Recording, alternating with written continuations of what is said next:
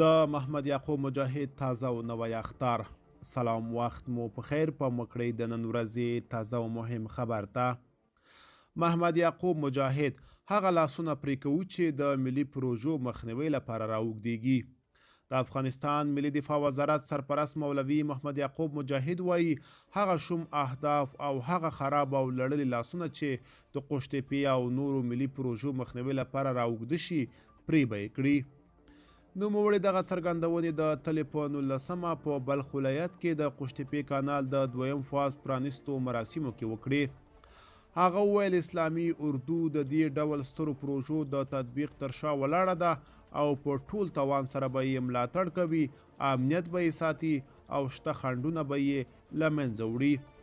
مجاهد زیاته کړه د دښمن شوم اهداف خراب او لړلي لاسونه چې د دې او نورو پروژې مخنیوي لپاره راوږده شي همالته به یې قطع کړي. هغه دغه راز وایي دا او ورته پروژې چې د افغانستان پراختیا او پرمختګ لپاره پلي کیږي له دې مخکې سنجول شوي چې د هیڅ ګاونډ پر زیان به نه وي او په اړه یې باید تشویش هم ونه شي. مجاهد وویل له آمو سینده د قوشتېپې کانال له لارې رابهېدونکي اوبه د افغانستان له حقه پر مراتبي کمې دي او نه به د نورو هیوادونو پر حق تجاوز کړي.